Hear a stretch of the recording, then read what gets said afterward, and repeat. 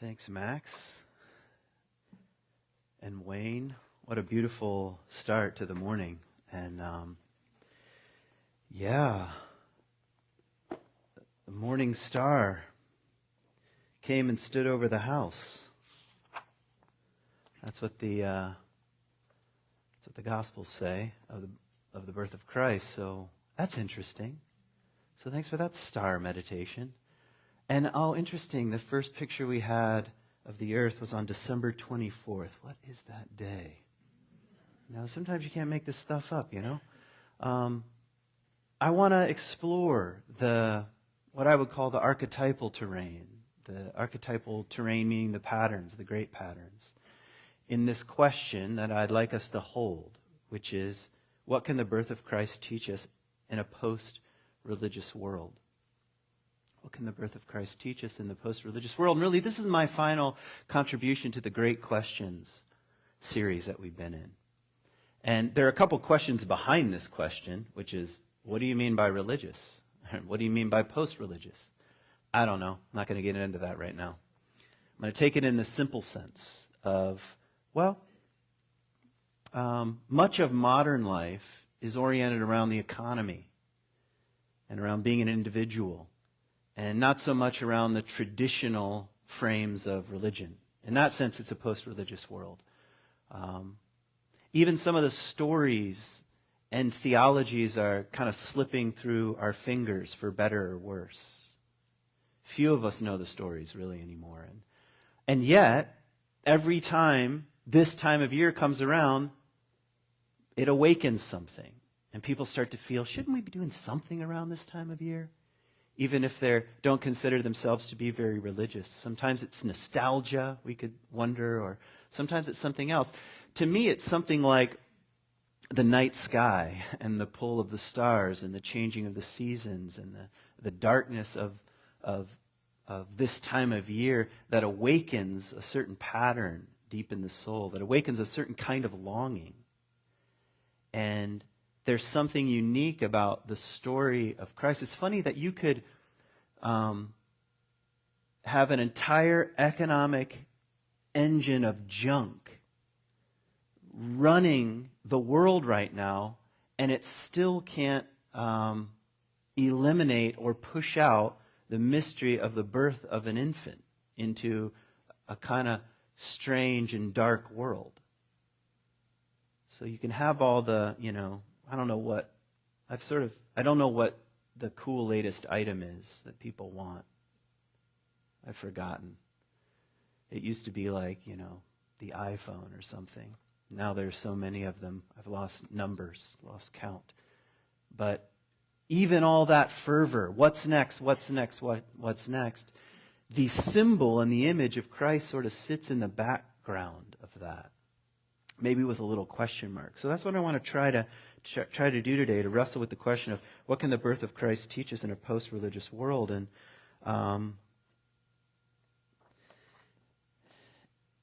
I want to start in kind of an unusual place here with Otto Rank, who was Freud's assistant. So you can already see the direction I'm going, all right?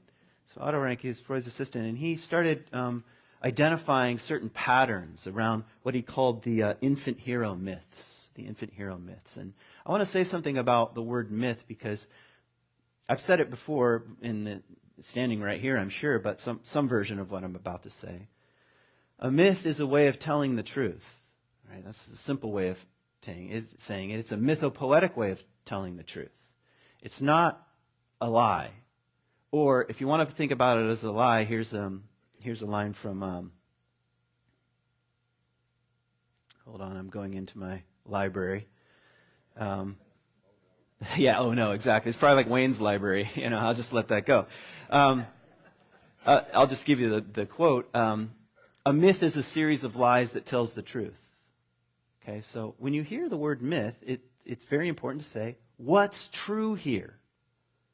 What's true in terms of the pattern, of the energy, of the way the story is constellated? What's true psychologically would be a modern way of saying it.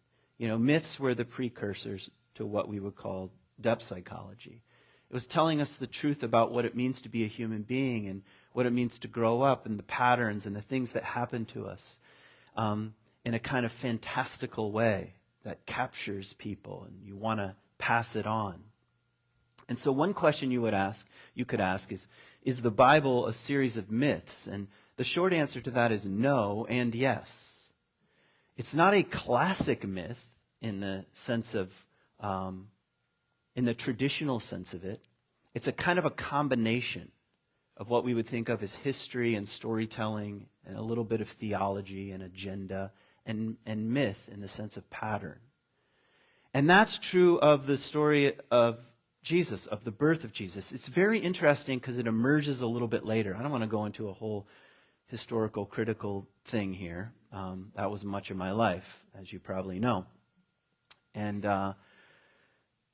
but I will say the stories emerge a little later. It's not really part of the teachings of Jesus. It's not like he's like, hey, before I begin the Sermon on the Mount, let me tell you about Bethlehem, you know. It's like wasn't a part of his own storytelling. It wasn't a part of even the narrative that seems to be from the Gospels of why you should listen to this guy. It emerges later. And part of the reason why it emerges is because of what Otto Rank is calling the infant hero myths. If you have a hero, you want to ask, how do we know they're a hero? Well, we have to check out their infancy stories to see if anything special is stirred up, to see if any stars appear, to see if there's a certain alignment in the universe that is helping bring forth what essentially is a vessel of change, would be one way of saying it. Okay, there are five patterns.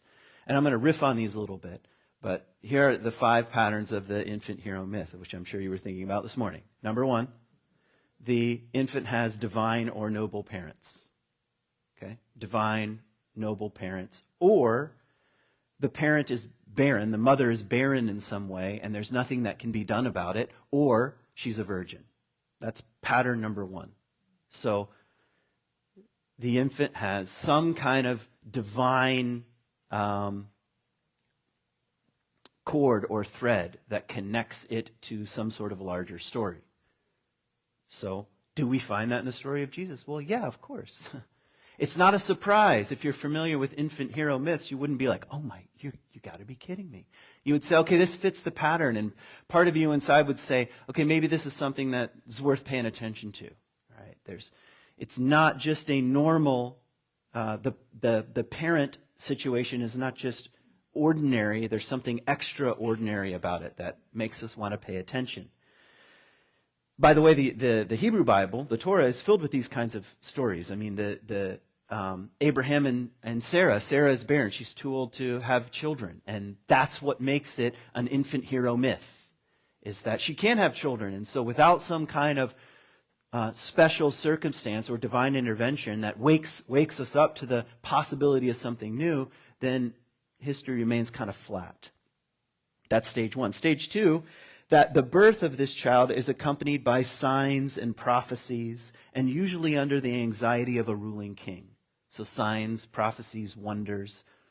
And you find that with the Jesus story. You've got a star that appears that comes to rest over the house, and this is all very symbolic language. I mean, I think most of us in our imagination as kids were like, wait, there was like a burning thing that went across the sky. Why weren't other people like, what is that? You know, and then it stops over a house. When was the last time you saw a star stop over the house? You know, I mean, so it's a little more mysterious than that and symbolic. And of course, you have magi, and they're reading the night sky, and maybe you know this, but the night sky is divided into houses in terms of the zodiac. So that's one way of entering the story, but I digress. So signs and prophecies, like, hey, this is special, this is unique. And that's partly what you have in the story of Matthew and Luke, a kind of like announcement of things and under the anxiety of a ruling king. And that's exactly what you have in both stories. You have the anxiety of Caesar in Luke. Luke is Greek, so he's more concerned about the empire. And the Roman Empire was a bit of a shady place. You know, something like, particularly in this part of the world, 70% taxation, you know, which I'm sure you would be all for, you know. So it's heavy-handed, and it's it's done with force, with power, and with military might.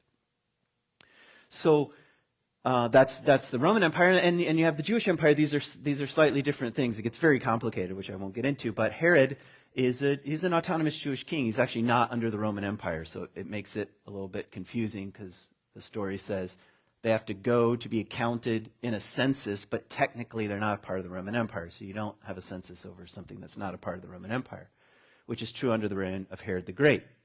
He's an autonomous Jewish king. He's the first Jewish king that has full authority and autonomy over the Jewish people since King David. So Herod's a big deal. And Jesus is born under that kind of messianic figure, king-like figure. And he's anxious about it. So he says, well, stage 3 enters. The infant is exposed to die. The infant is exposed to die, or exposed to death in some way, or is surrendered to the sea, or escapes, often through warnings or dreams. So the king, or the ruling class in the infant hero myths, tries to kill or, eliminate this baby, or sometimes the parents are very anxious and they try to get rid of the baby. That happens in the Oedipus story because it's announced that a prophecy, a sign is announced that this baby, this infant, is going to grow up and kill his father and marry his mother. And the parents are like, no, that doesn't seem like a good idea. So they expose the baby to die, and then the baby's rescued and so forth. That's the Oedipus story, or part of it. Or surrender to the sea or to a body of water that you have with Moses, born under Pharaoh and with kind of this wondrous birth, and then put into the sea, into the ark, that's the word in Hebrew, and floated down the Nile. And then he's rescued and saved and these kinds of things. This is part of the hero infant myth, stage 3. Stage 4, I already said, the infant is rescued. So you have this in the Jesus story. You have Herod saying, I'm going to kill all the boys in Bethlehem 2 years old and younger, and off Jesus goes to Egypt to be saved or rescued, warned through dreams and so forth. So the infant is rescued sometimes by animals, sometimes by fishermen, sometimes by usually humble people in some way. And then stage 5 is the hero youth returns to overthrow the father. That's usually what happens. Overthrows the father or the kingdom or the empire or the ruling class, and renews the community. That's the most important part. So that's the setup. The gospel writers were playing with these patterns. And how much is historical and how much is not, we don't know. I mean, I could go on all kinds of facts and give you, this probably is and this isn't and so forth and so on. It doesn't matter. That's much more of the contemporary scientific mind, which was not around in the ancient world. They were much more interested in what is this an image of. It's an image of the miraculous birth of a human being coming in to overthrow the empire, to overthrow the ruling class, to overthrow the father, to renew the community because they're stuck in some way. And when a community is stuck, how does that community get unstuck? Through birth. That's how the community gets unstuck. Through the birth of something new, the emergence of something new, the emergence of a kind of new consciousness that has to come into being within the stuckness of a certain culture or community. So you ask, I might ask, what can the birth of Christ teach us in a post-religious world? Well, we could start to wonder things like, well, are we stuck? Do we need the emergence of something new? And how does that come into being? How does the emergence of a new kind of consciousness come into being? Does it come into being through the ruling class? I'm just saying through, if we take the ancient myth as an archetype, does it come through the mainstream or what is known or how things work? No, the story says it slips in the back door. That's how it comes in. And it comes in quietly and kind of mysteriously and subtly and innocently. And animals are present. And it's very easily threatened. Am I making sense? So, part of my answer to the question, or maybe I should just put it in the form of the statement. I think one reason why the Christ story, the birth of Christ, isn't going to go away anytime soon, even in a post-religious world, is because it awakens a certain kind of longing for the birth of something new, for the birth of a new kind of consciousness, especially when things are not working very well, especially when there's oppression that's happening, especially when there's when society is not structured in a kind of fair way or equitable way. A kind of longing awakens. And the Christ story is pointing to that. So that's what's happening on one level. Okay. I want to read you something from the bulletin here. This is from a book by Donald Kalshed called Trauma and the Soul. And this I find, at least in my view, the most compelling and frankly quite new way for me to at least think about the Christ story, the birth story of Jesus here. Just notice his words. We all carry in our inmost selves a sacred core. Now stop. All right, stop here. And ask yourself, do I believe this to be true? Or do I want this to be true? And if you've ever had any children or grandchildren, what's my experience with this as a possibility? Listen to it again. We all carry in our inmost selves a sacred core of potential wholeness or aliveness or creativity, and that this radiant center wants to unfold and realize itself through the particularities of our unique individual lives. I want to read it again because I want you to hear it. We all carry in our inmost selves a sacred core of potential wholeness or aliveness or creativity, and that this radiant center wants to unfold and realize itself through the particularities of our unique individual lives, is the first part of a two-stage drama. Now, this is like it's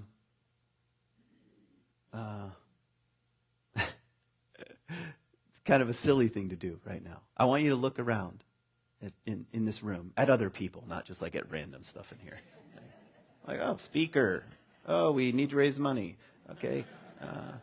Actually, you should look at that a few times, and then, all right, we need to finish raising money so we can meet our budget this year. But now look at people. And wonder to yourself, does this person have a radiant center of wholeness, aliveness, and creativity that wants to be born in the world? Don't look at me. Look around. That's an unusual way of thinking about the world. And it's the first part of this two-stage drama, Kalshed says. And there's something powerful, I already start to make connections here, between the Christ story, the birth of Christ, and what he's saying here. Stage one of the drama, listen to it. A sacred core of potential wholeness, or aliveness, or creativity, and that this radiant center wants to unfold and realize itself through the particularities of our unique individual lives. You know what you call that in Christian theology? The incarnation. Infleshing something. And is that true of human beings? I mean, what do you mean? After all, at C3, here's one of our values. Common humanity. That we believe in, I'll just put it in this kind of language, in the wholeness, aliveness, creativity, and radiant center of every human being. So this is much more challenging to live out than it is to mentally assent to. And the story is poking around in that. Because, particularly when society is structured to favor certain human beings and not other ones, one conclusion you can draw is only certain people have a radiant center of aliveness and creativity that needs to be protected. The rest, we don't have to worry about. Okay. Let's keep going. This unfolding tendency, conspiring toward the full realization of one's personhood, is often represented as a child or sometimes as an animal or other living being. So the great stories and myths, like the hero-infant myth, like the Gospels, like other myths that have animals in them, a lot of children's books are playing with these themes accidentally, Well, sort of a combination of on purpose and accidentally. So some sort of innocence, some sort of innocent, wondrous birth, and you find this in dreams, which I don't want to go into a whole thing about dreams right now. I'll keep reading. Often this child has something sacred or divine about it, born, quote, between the worlds, which you have in the Christ story. And then there is a turn or a twist. Notice what he's saying about the way the soul, we might say, enters the world. Then there is a second act to the play, namely the idea that trauma interrupts this unfolding of personality by foreclosing the transitional space through which the vital spark is actualized. And that this interruption of human development can trigger a system in the psyche that attacks and tries to kill the emerging child. Can you hear the relationship between what Kalshed is saying about the psyche and its defense systems and what Otto Rank was talking about with the hero narratives and with the Christ story? That there's a kind of subtle and sacred potentiality of wholeness that is born, that the infant represents. And I'll just translate, that sits at the core, the seat of your being. You are that innocent and precious and whole on one level. Yet we're born into a kind of strange world. And the second part of the stage is an attack on that innocence, on that creativity, on that sacredness, on that potential radiant core. And what does that look like? It looks like a king trying to kill all the infants 2 years old and younger. That's what it looks like. That can be externalized or internalized. How many of you, please don't raise your hands, but grew up in a household where you felt some of your own radiant core was cut off by your own parents? Or grew up in a culture or a religious culture or environment that tried to eliminate, on one level, that kind of innocence and preciousness or wild creativity? You don't belong in one way, shape, or form. That's the second part of a two-stage drama, Kalshed is saying. He calls that trauma, And by trauma, we'll just use a very simple definition. Life gives us more than we can handle, psychologically and spiritually. And sometimes that's a lot for some people, and sometimes it comes in small doses, but it comes. You experienced more in your life, especially as a young person, than you were equipped to handle. So what happens, notice what he says.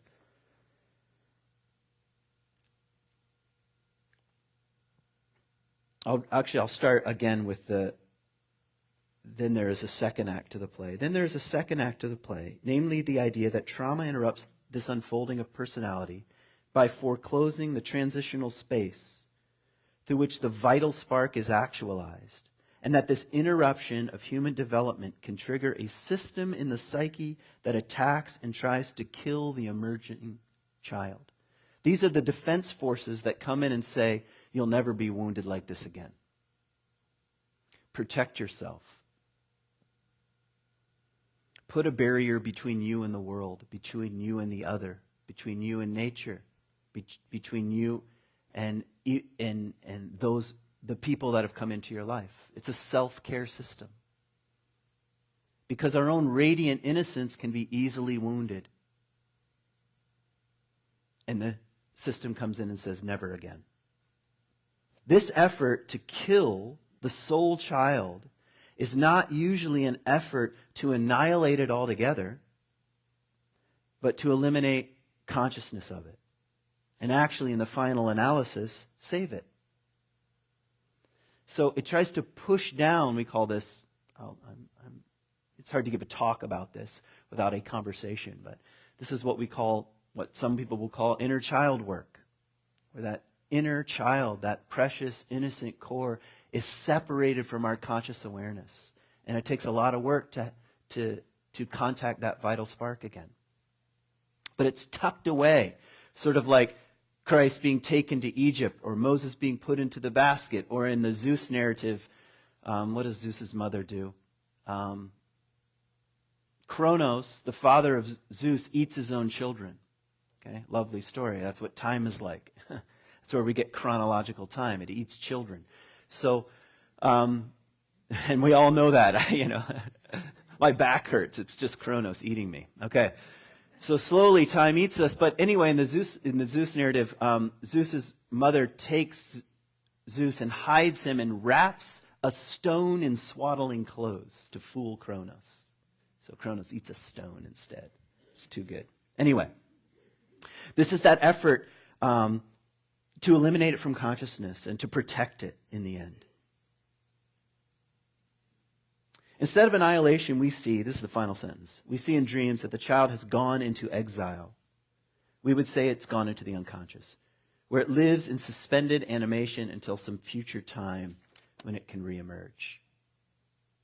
He's saying this two-stage drama in the Christ story, if I can translate.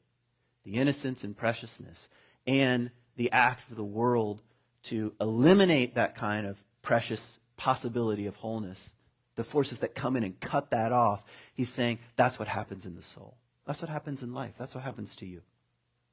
You too have a radiant center. And there are forces, both internal and external, that come in and try to cut us off from that reality, from that precious core. And if we think about society at large, here's a question we might answer.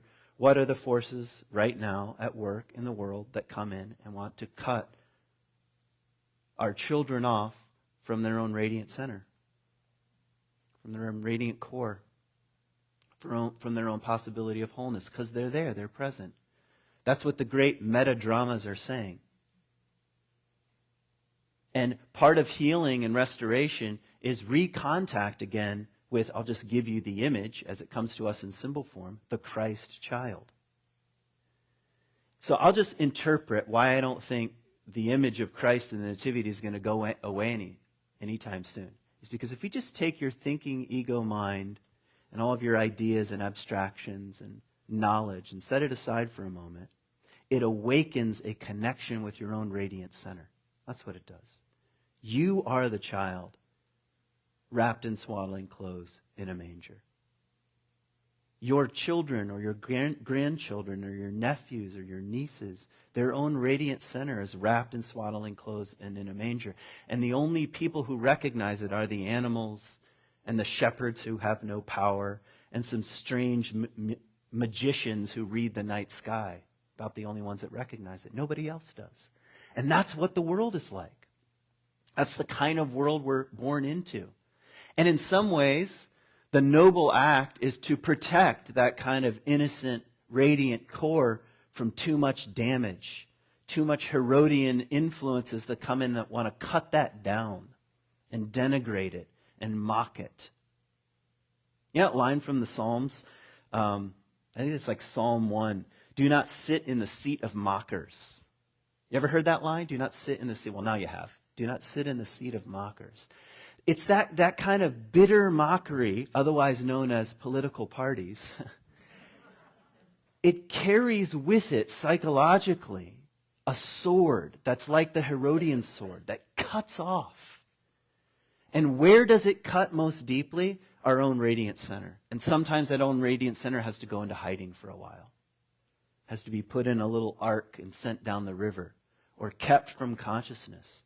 Because too much consciousness around our own vulnerability when we can't yet handle it is too much. It's too much. So, what am I saying? I'm not sure exactly. What can the birth of Christ teach us in a post-religious world? I think in part I would say it teaches us something about human nature and about the preciousness of humanity and about our own possibilities. And it also teaches us something about there are forces in our own psyches and in the larger world that try to keep us from that and cut that down and mock that and eliminate it and divide the world up. And the miracle of the story is something like, and Christ is born anyway into that world. Born in, anyway into a world of trouble. I used to think about that, like, I mean, if you take the story very literally, God says, okay, now it's time for me to get involved in the human story in a very direct way, and I'm going to incarnate here and come into being in this way. But that seems like a very vulnerable way of going. Like one fever ends the whole project. Really? Especially in the ancient world. Where are you going to go, you know? Jesus didn't have his COVID-19 vaccine, you know? So I'm just saying it's a very, very vulnerable act.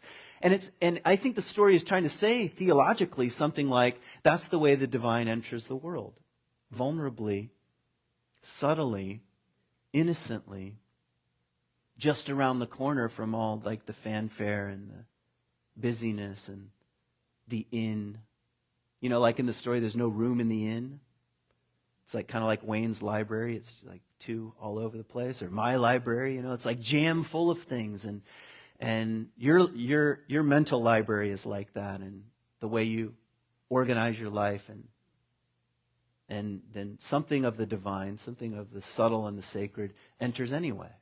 You know, but around the corner and in a cave and quietly and subtly.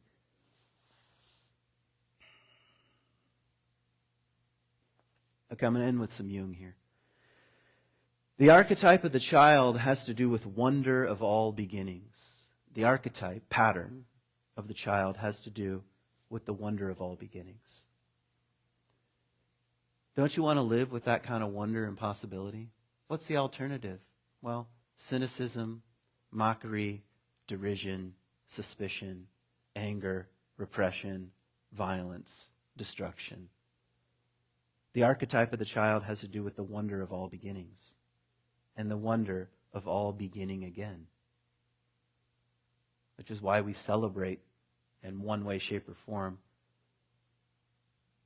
the story of Christ, whether you're doing it consciously or not, every year, because it's a beginning again.